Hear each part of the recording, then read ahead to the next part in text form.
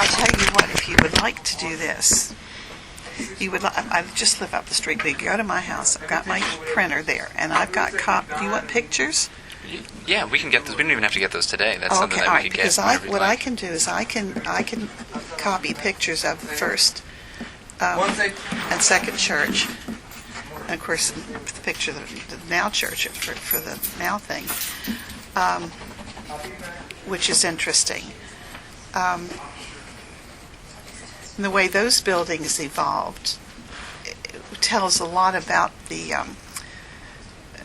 financial business of Sanford too, because during the very lean years nothing was done, but each time that the church was destroyed, it was replaced within a couple of years. And when you consider that the first church was built in 1873 and it was destroyed in 1880 and rebuilt. I think 1882 it was consecrated again. So that would be just a couple of years. And there was no money. I mean, they couldn't even afford to hire a priest. If I go too fast, stop No me. problem. That's the good thing about this. Yeah. So that was... I'm trying to think. All right, so then the rebuilt church from the storm was rebuilt in 1880. In 1923, it burned to the ground. Everything that was in it. They saved a few things, and we have records of those things. We have them still now in the building. Do they know what caused the fire? The fact that they think it was started. This is. Let me see. I'm trying to be succinct here. In the 1920s, late 1800s and 1920s. To the 1920s, they used those buildings for a community center for the whole city of Sanford because it was the only, institution that could do that. There was no YMCA or, that sort of thing. And it was for the young men of Sanford. They came there in those years, let's see, 1918, I cannot. Yeah, it would have been the late 1900s to 1920. I didn't say that right, but anyway, they had a movie picture, what they had a moving picture machine, and they had a bowling alley. They had a library. They were going to build just before the fire, they were getting ready to build a basketball gym. I'm trying to use the words they use, but I can't remember them all. But that never happened. So when the church burned in 1923, it was a disaster for the whole city. Because of the way everybody used that facility. Oh, they had the movie picture theater, but they also had, what did they call them? Galas and theatrical plays and things like that. They must have been really a hubbub for the city. It was neat. Where do I want to go from here? Really just talking about... At that time in 1923, that church that had burned down, that wasn't located at the present location. That's the property that General Sanford gave. The property, probably that whole block, but then he donated the Methodist Church property to them, so that's on that same block. And then there were several private homes there. But that was it. What I was going to tell you, how the church burned. The church was on facing Park Avenue like it is now, and right behind it, where our parish hall is now, was a rectory, a 2-story building for the priest and his mother, and right behind that was a parish hall, and then right beyond that, on Magnolia, was a private home. So when the priest, and the description is in the newspaper. Great description. I have copies of that too. If you really want to go into detail. The priest said he awoke in the morning and he saw a bright light, and he thought the sun was coming up. And then when he looked again, he realized it wasn't the sun. It was a fire. The church was on fire, or the outbuildings probably first. He got his mother out, tried to save some of his books, but he had a very extensive library in his home and lost most of it. He ran to the church, tried to save his vestments. I don't know how successful he was at that. The fire department came, but when they put the hoses on the fire hydrant, there was no water pressure. Oh, wow. So there was nothing they could do. All the buildings burned, and including the house that was back there on Magnolia too. The man who lived in the house. Alicia, I put your papers underneath. No, Alicia, underneath, right there. I tried to put them someplace where they wouldn't. Yeah, it's all right. Where was I? So when they couldn't get any. So also the man that owned the house got his water hose out, or his garden hose, and tried to wet his house down. He had no water pressure. So after the smoke cleared and all the finger pointing started, it was determined that it was the city's fault because of the water pressure. The mayor of the city at that time was Forest Lake, which you've heard that name before. And after many meetings and I guess different kinds of haggling with the insurance company and the city, they also had several attorneys in the congregation. That helps. They managed to, they had the insurance money, and I think they got something with like $30,000 from the city to replace the building. So after all of that, by 1924, they had started work on the new building. And by 1925, I think they had, I don't think it was consecrated because I don't think it was paid for. But it was, I'd have to look that up. But that's the story of the fire. So, and of course that just took out that whole 4th Street side of that Magnolia Park Avenue, those blocks. Let's see, what else? And you said it got rebuilt in 24, I think, yeah. I think actually it wasn't, probably 24, 25. It's really going to rain. Yeah, it's going to rain. One thing you can be sure of. And then did the church take on all those old roles as a community center and all those things again? No, they didn't, because they didn't have room at the time. They built the building that's there now, but they lost all that community that they had with the young men. We didn't have a parish house until 1926. What's there now was built in 26. And of course, it was a matter of money and keeping a priest too, because with no money, that was difficult. Those were boom times, though, back when we got into the later 20s, as I recall. And so they had finally could call a priest and have one that was there. I have I have a Holy Cross folder, and I have Historical Society folder, so I don't have that one with me. But so that was an interesting time. So what's there now? I mean, that takes care of that hunk of Sanford as far as, if you're going to do one hunk, there you go. You got that. Let me see. What else where could we go with that? When did there's a Methodist church directly next door? Next door to it's the United Methodist Church. And when was that building built? It was in the 20s. I don't remember the year exactly.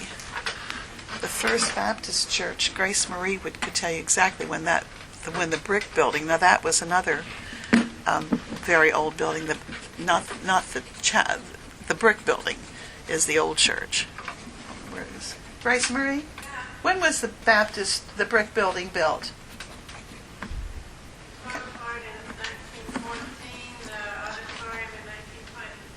1914? Yes, it was built in 2 parts. Oh, it was? Tell me, I didn't know that. This is Grace Marie Stinecipher. She's the historian at First Baptist. I was going to say Holy Baptist. It's okay. This is Austin. She's another former teacher. Go ahead, tell him about the Baptist, because we were talking about that block, because that's going to give him a block that he can deal with that whole block. Oh. Well, no, the 2 blocks. I'm sorry, you're not Methodist, Baptist. We'll have to find a Methodist someplace.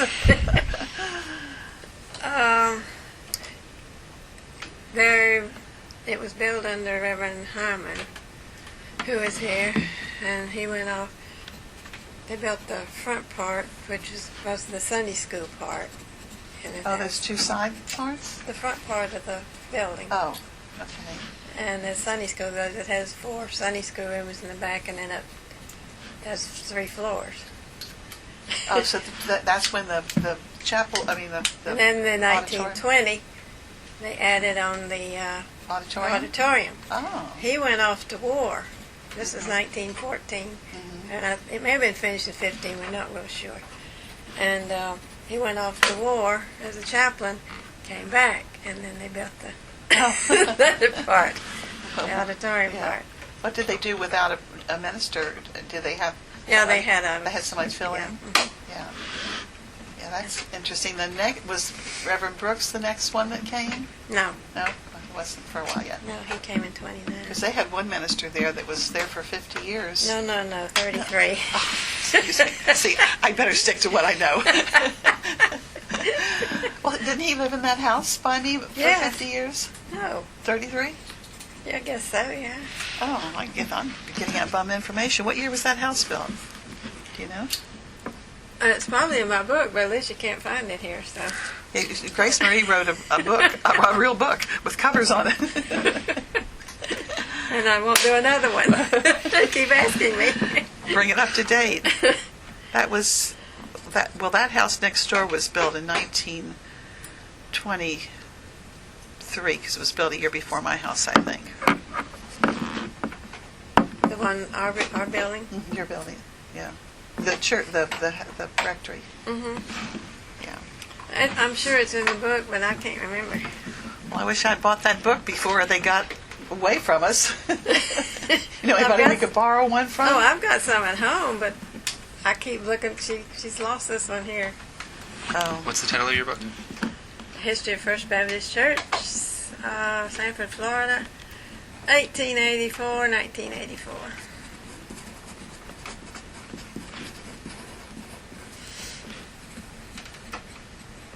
Well, so it was, but you didn't have a building in 84. One was built by the end, I think by at least early 1885. Wasn't Wooden building. Because City of Holy Cross was built in 73. I mean, we're only 10 years older than you. You were organized in 1880. That first church was built in 1873.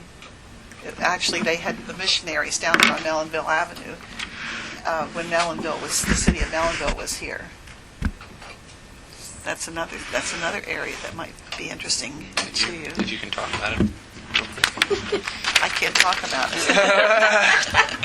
I don't know enough about Mellonville. It was just a strip of buildings on where the fort was, where the fort, what is now called Fort Mellon, but those days it was called Fort something else. Monroe, Camp Monroe. Camp Monroe. There you go. Yeah, it was Camp Monroe. You have to say it that way too. You can't say Monroe. You have to say Monroe. Oh yes. Oh yeah. Yeah, no, I can't. We can find information on it. That's not that won't be so bad. But Holy Cross was, in addition to being set up by Sanford, also those missionaries from Mellonville. Yes, came over. The first priest there, his name was Holman, and he was the missionary at large, is what they called him, and he also came and started the church along with General Sanford, Henry Shelton. There was another guy too. I can't think of his name right now. I have to look at my house at home.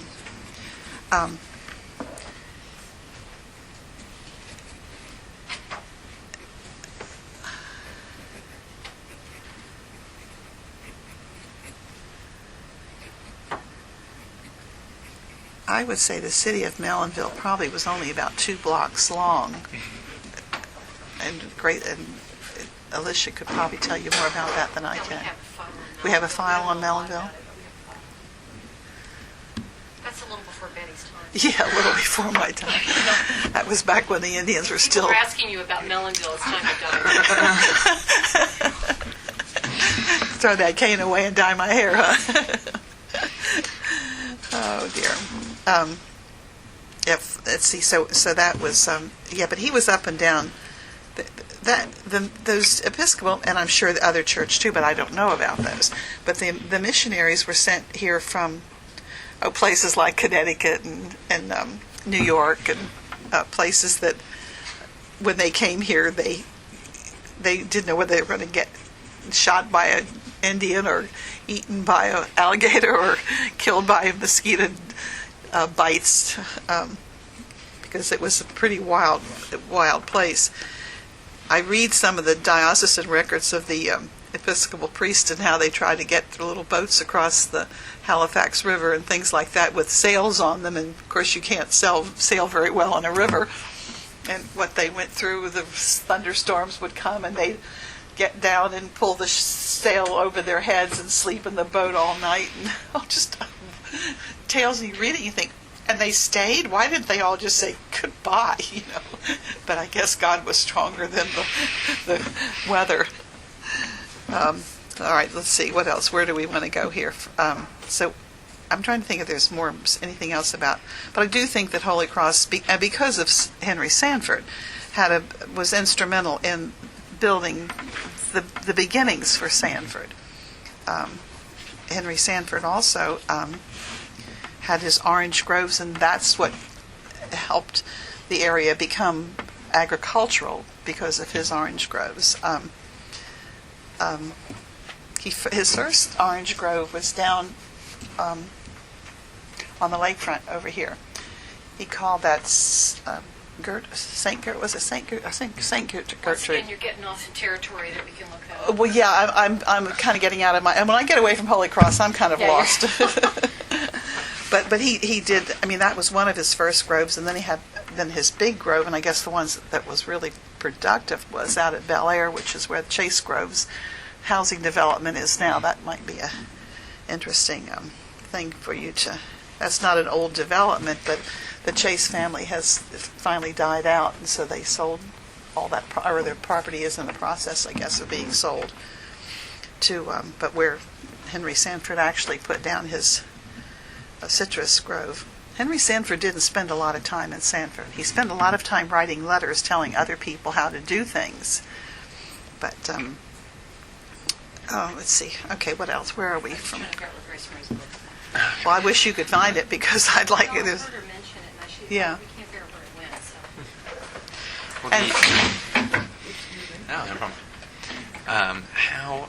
How would you say that the congregation in those early days, what was like the general makeup? Because obviously Sanford himself was an Episcopal. Yeah. But very quickly on, you had a Catholic church in the area. Yes. You had a Methodist church in the area. Baptist. And so it seems so soon off, even in 80s, in the 80s and 80s, 90s. there were already 3 or 4 churches in the area. But remember, this was right after the Civil War. And so a lot of these people that were coming south were looking to make their fortunes. And I hesitate to call them carpetbaggers because that's very unkind. But a lot of men, that's when Plant came and it's when Flagler came. So there were a lot of, Northerners are coming down. They're trying to make their fortune. If you want May to add I something. ask a question? Yes, you do. Because I thought it would be based on what he's asking. Because I know the earlier churches were in Fort Reed and Mellonville. So the congregation started there whenever. But is Holy Cross the first Episcopal church? First There wasn't Episcopal. one in Fort No. Reed or Mellonville, No, was there? no, but the missionaries were in Mellonville. Reverend Hallman. So they just and- didn't have a church. No. But there were Episcopal. Before Henry Sanford arrived, there were people from the Episcopal Church looking Yes, around. right. They're missionaries. Are any of those churches like over at Enterprise or down Altamont? Are those The one earlier? at Enterprise is there's a Episcopal Church Enterprise. And it's an original. It would be worth the drive over there Right. to see But were it. those earlier than here, or is this different? Because I You thought know, this was I don't the mother remember, church, kind of 'cause the I- mother church, Well, some other church of Central Florida is what we are. But we don't necessarily know if it's We the oldest don't know. Episcopal Was there? congregation. I don't think there was one in Fort Reed. Well, that's why I was asking, because the Methodists and the Presbyterians were in Fort Reed. Yeah. There's much older, the congregations that are in the big churches on Park Avenue are older than Sanford, because they started, it's like our Masonic Lodge started in Mellonville, so it's older than Okay. Sanford. But that's why I've never thought to ask you. I'd never heard about Episcopalians meeting in a house or anything else I've anywhere. never heard that either. But So they as did far meet as you in know, in the Mellonville. Sanfords are the ones who started, but when you were looking through Lyman Phelps' letters and things, I mean, were there already Episcopalians like drifting around Yeah. looking for a church? Is that why Well, Mrs. Sanford I don't- started it? I don't know that. Or was she hoping people would become I think Episcopalians? they were hoping to become, because of so many of their friends from the north that came, and that's where the money came from to build the church both times. That Mrs. Sanford wrote Okay. to her friends in the Yeah, but so, north. I never thought about that. When we were going through things, there would have already been some people here that she met with or something and said, let's build a church. You know, I don't know. So don't we you don't think, know if there was a minister here. We don't know. Well, I mean, priest. we know or- that Reverend Hallman when was did they here. Come? Did he come before there I'll was have a church? to check a date. Yeah. Oh, yeah. I never yeah. thought to ask you that. Was Yeah. there a congregation before there was a building? He was here, and so was the Bishop of Florida. Made some trips with him here, and I've got diocesan records Okay. about that, which I need to look this up because I don't know that. Okay. I just never thought about it that Yeah. way, is that we know that some of the congregations, the people are older than the building you're looking at or the city. So I So wonder depending why. on what you're talking about. Then I Henry never thought Sanford about the didn't have anything to do Episcopalians. with Hallman and the other guy, and I can't remember his name, coming here. I don't think. I don't know. That's I why don't think so. thought maybe you might have run across that in something.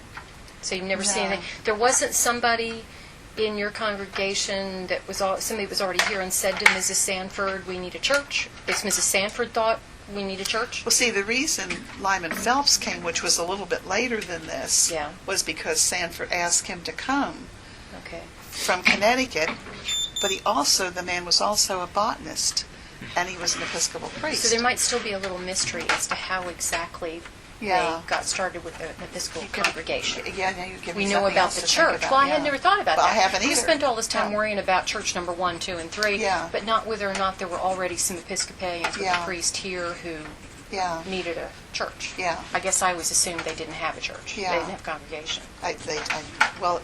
They met in Mellonville. They did. Okay. I have seen that line Okay. someplace. Okay. But then why Sanford? But Sanford wanted the church. I think the Sanfords, and you tell me if I'm wrong, Henry and his wife were very aristocratic. I mean, they really were very social important thing, people. After being, what was he? I want to say a legation, but he's not a legation. He was a, Cruise diplomat. well, diplomat. Okay, well, I don't He was see a- that word. He was as a often. minister resident, which most people go, what?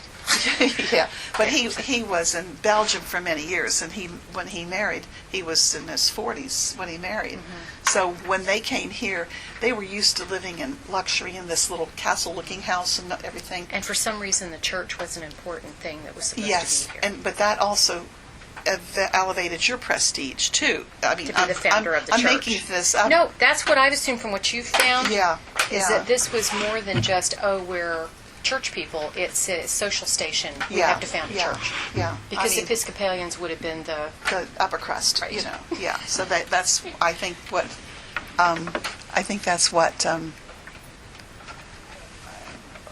what he was aiming at was this this is a big time, but it was not. I mean, when you get here and you see the hardships and the way the people lived, he lived very differently, and I'm sure Mrs. Sanford probably didn't spend 15 minutes in Sanford if she could get a steamboat out.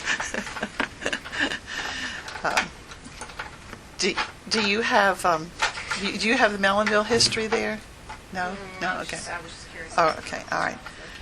Okay, well, I'm rambling. No, it's How are you okay. ever going to tie this together?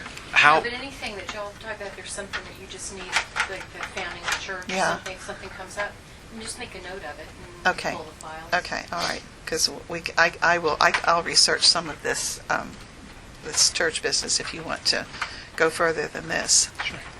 The how would you say that the congregation has changed over the years, or even that the community as a whole has changed over the years? Well, I think what we have at Holy Cross today is middle-aged, and I think this is true of most large churches today, city churches especially, because you're not going to have as many young people, though we do have young people. We don't have as many as probably they do out at St. Luke's Lutheran Church out there by an I-4 near Heathrow, or some of those other churches. But it's a stable church. We're stable.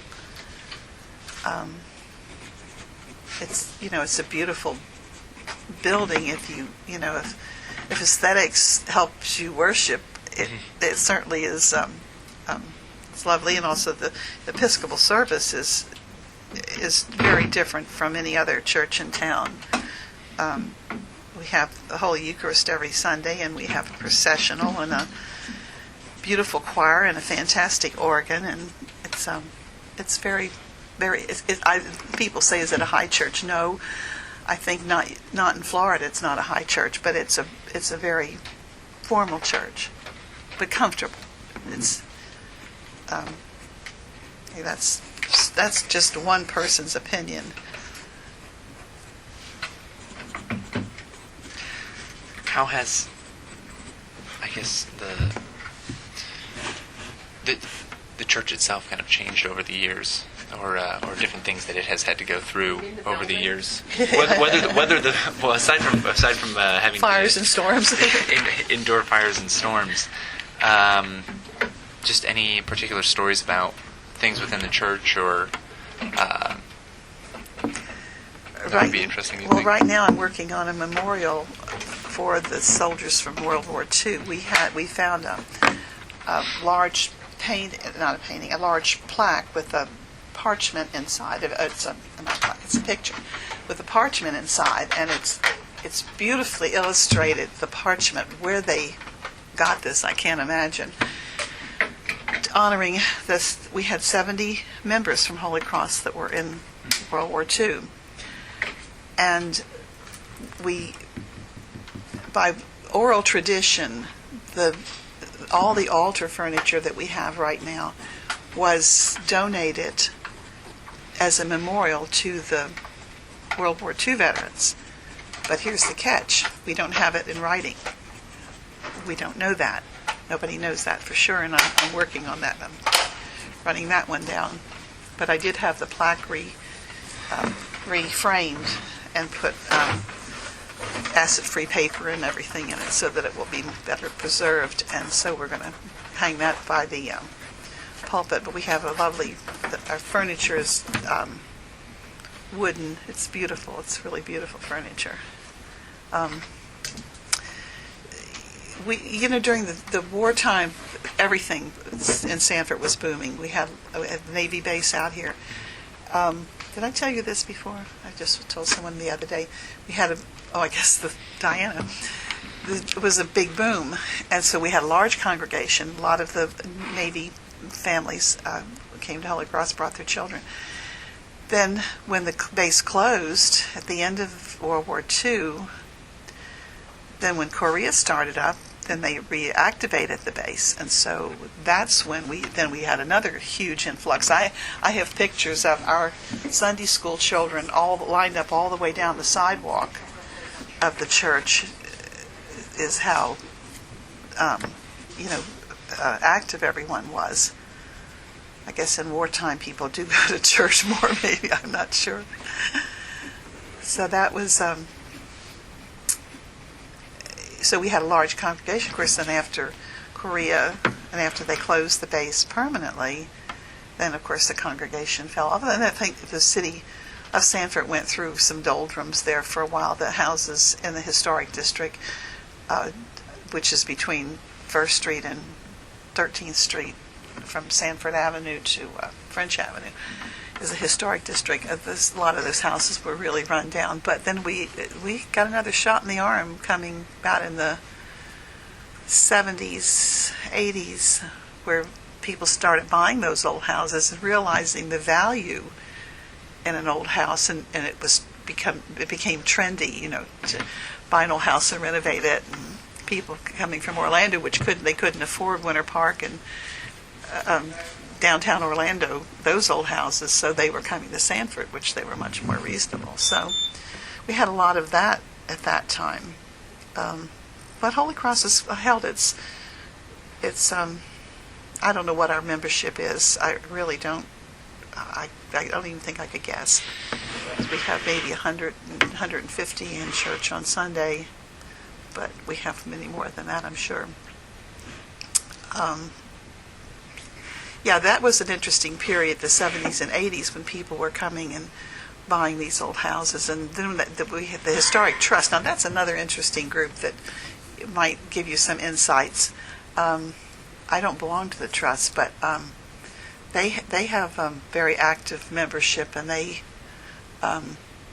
think they've done a lot toward getting people to repair their old homes, and of course they set up a few little rules and regulations that nobody likes, but that's the way it is with that sort of thing.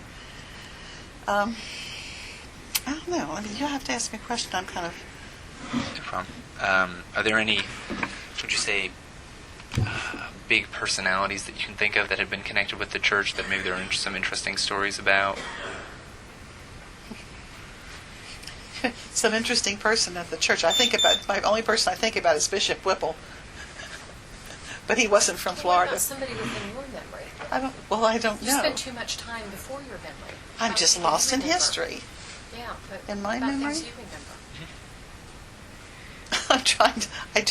We have had a lot of very, very interesting people, but The question is, who was the interesting people? Some- I interesting hesitate. Well, who were the leaders of the church? Like the Chase family. Well, the Chase family, obviously. Yeah, I guess we He should. doesn't know that. Well, he doesn't know that. the Chase family.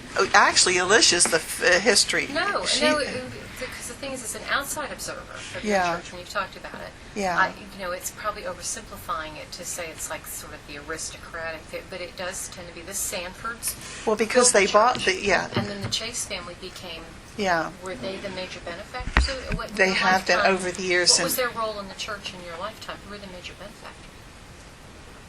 Or the I major think players in any the church? time that anything was needed for the church, they went to the Chase family to talk. I mean, that's something I've always found interesting is that before your time, it would Yeah. have been the Sanfords, but then Yeah. the Chases. See, when Henry kind of Sanford became died, his wife was trying to get some money to live on because she didn't have that much, because he had, was pretty free with his money. But he finally, his son ended up selling Henry Sanford's Grove, Bel Air, to the Chase family. What was $5,000?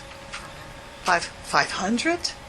Oh, that's an interesting story. Yeah, that's another story. Well, the Chase brothers came from. Where did the Chase brothers come from? I That's don't another story. sound back. I'm out of my element again. But I know. What do you know about them? Well, the first group of Chases, then the second group. I know the second group because Julia Chase was the last one that died that was living out there at Bel Air.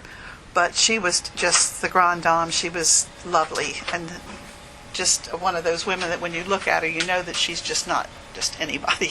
And that's Mrs. Randall. Mrs. Randall Chase, yes. And she was a lovely lady. But, and her family, none of her children live here. So we don't have a Chase in our church. But when Julia died a few years ago, she had her son who was a priest. He did the Randall, thank you. Yeah, he did these. Yeah, these people. I'm not that familiar with them because wasn't there when they were there. Then she has a daughter who's she's also involved in the Episcopal Church up someplace up north. Was it just the two children? No, it's three. There's Josh Randall. And what was? You didn't know any of them? I didn't know Growing any of up them. in the No. church? Mm-mm.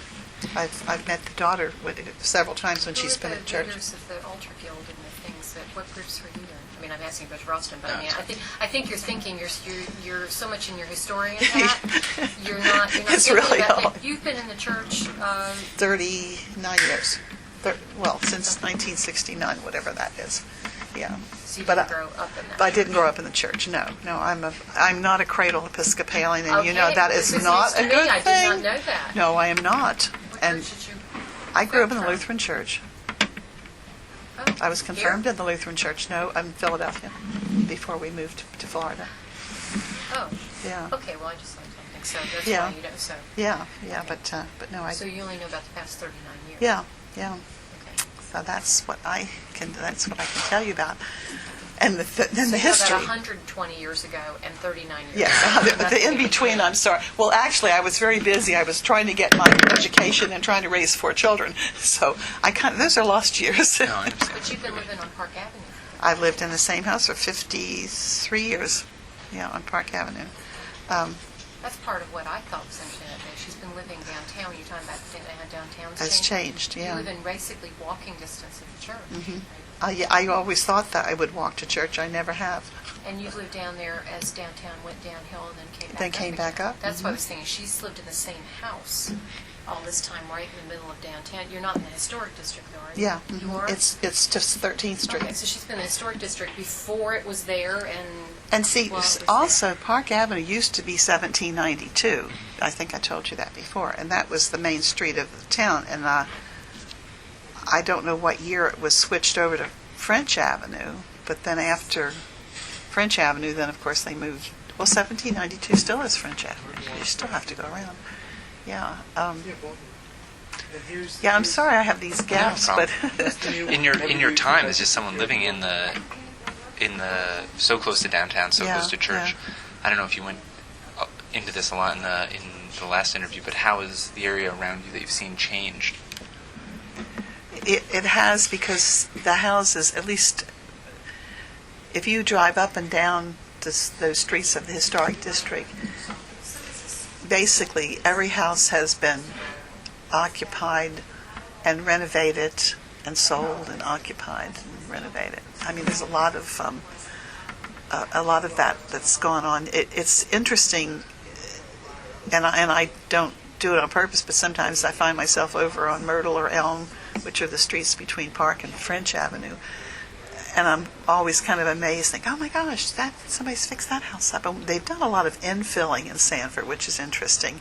Lots that were vacant, they've built houses on those lots, and the houses look a lot like my house or other, houses that are already there. So they've done a good job. There's only one house in that district that I could show you that is not of the era of the 20s, 30s, even 40s. Somebody was doing something in the 60s that just is a real one of those modernistic looking buildings. But yeah, that's it's changed, and Sanford probably right now is in a very good place, I think, because they have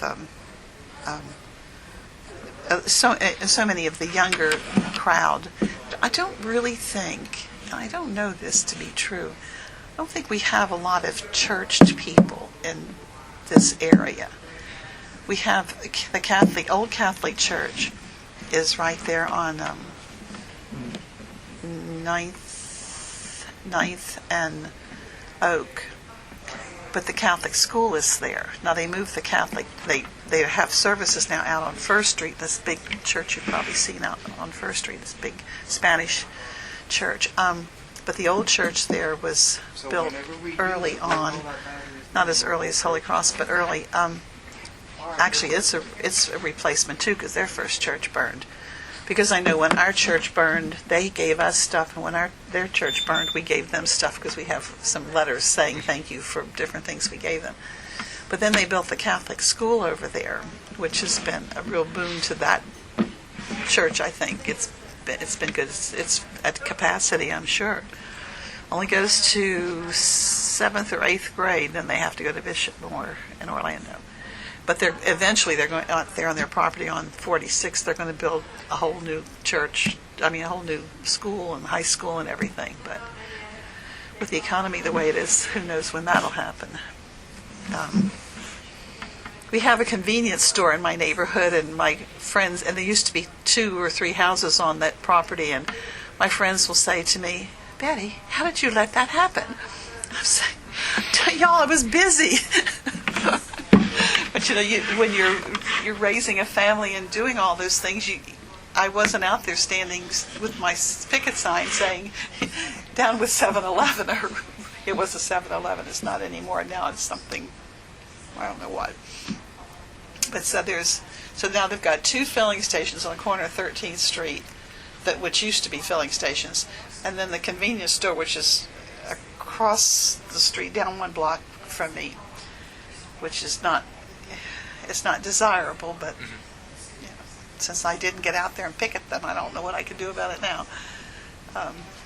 But so that's a danger in a neighborhood of letting those type of buildings in, because that does ruin the family atmosphere of the area. Now, that's not being snobbish. I'm not saying that because it just doesn't belong there. If that had been a little small grocery store or something, maybe, not even sure about that. But once you bring that element in, then you've got a lot of trash and things. But it's not like that. I mean, it was like that at a time. Every morning I used to go out on my way to school. I would go out and pick up the cups and the paper and stuff out of my front yard. But I don't have that anymore because they seem to be. I don't know why not, but it's just not. So that's not good for a neighborhood.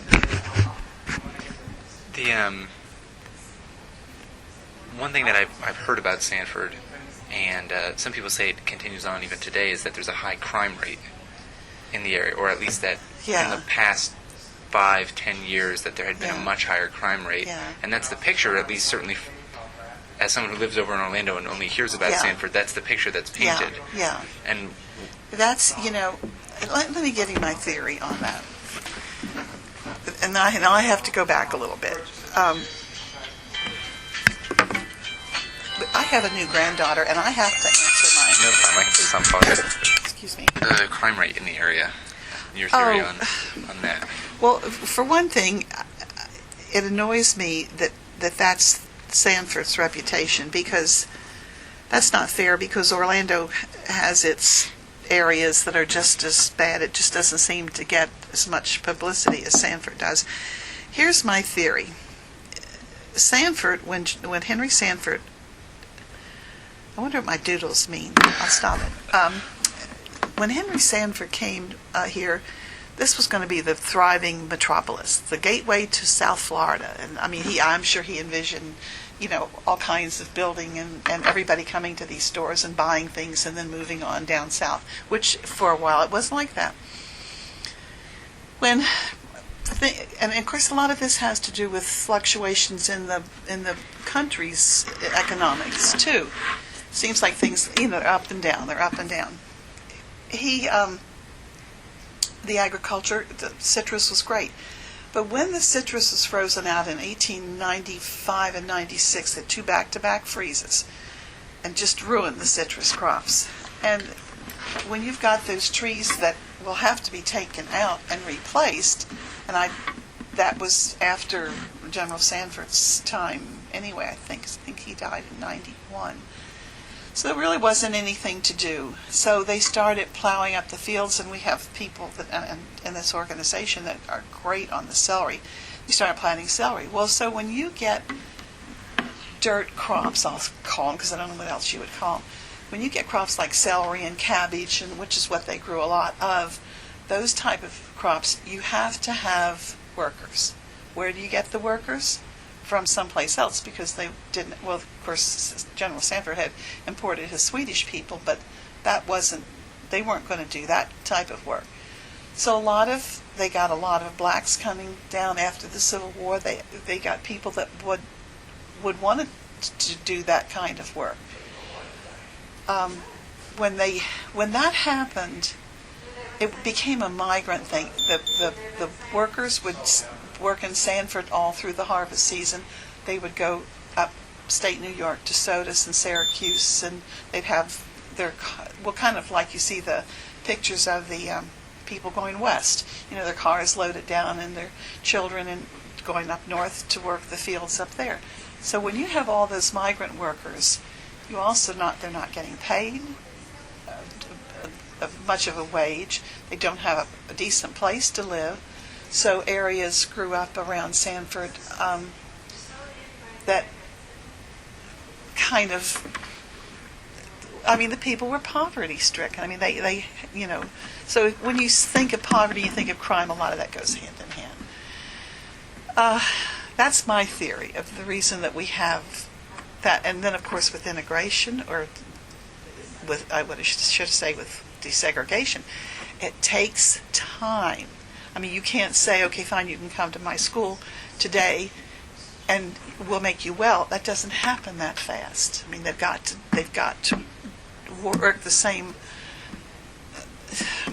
the same years that everybody else does. So I think a lot of that was this is just my theory. I haven't read this in a book. I feel bad about it because, you feel guilty because the people were so distressed, but then you also feel sad that the whole city is tainted with the brush of holding people down and so they're angry, and so what are they going to do? It's, I don't know. Does that work? It's a sad story, actually, I think, and it makes me feel bad. And I think when the first child was integrated in the school where my children went to school, her father was a local dentist, a black dentist, his mother, lovely people, and this one little black girl in this whole school of white children. God bless her. She turned out to be a teacher, and she's done very well for herself, and her mother and father were wonderful people. What she suffered, I don't know. I've never talked to her, but it'd be interesting to know her story. I'd like to think that she didn't suffer, but then I don't know. But so I think when you look at the part, and then also when you take and they build like these developments, these housing projects, you're lumping all these people that are unhappy together, and you're supposed to be taking care of their houses. Well, sometimes the city or whoever was in charge, like right now they're having a big brouhaha about the upkeep of some of the project homes. So you can see but Orlando has the same thing. I imagine every city has the same thing. Maybe Sanford is just more noticeable because it's a small town. We have a large population of blacks, but for the most part, at least the people I know, they're educated. They're trying to improve their families just like we are. So that's kind of a sad tale, but that's just what I think. And I'm not sure what the question was, but well, I guess then just are there any other type of events, either connected to the church or just things that and they probably asked you this as well in the last interview, but any types of events or whether connected to the church or not, just that you experienced that you remember as big events that stood out in the community or even for yourself? Sanford has a lovely Christmas tour of homes, and Holy Cross has been on the tour many years. The people open their homes to the this is, I think, the first week in December, which is interesting, and it's nice to go through the old homes, the renovated homes. But it's usually downtown Sanford. It's in the historic district. So that's always a big thing. Sanford has one Thursday a month they have Thursday Night Alive. I have only been to 2 of them because I just can't do the walking, but they have wonderful food and drinks and dancing and all kinds of things in the street downtown. It's a very nice thing. Be a nice place to bring a date or something. I think it's a third Thursday every month. They close off the streets, and I think you pay one fee, like $5 or $7, and then you go around and taste everything. Did they do that last week? Yeah, they did it last week. Yeah, so I was that down would- here and they had some streets closed Yeah. off, and I was wondering what Yeah, was going on. that's what it is. Was that the third Thursday? I don't know what day it is. But anyway, that's, yeah, but anything else? I don't know. I can't think of anything that's too earth-shaking. Nothing. We don't have any Disney-type characters running around loose or anything. All right. But it's very nice. No, it's something to come over and take a look at.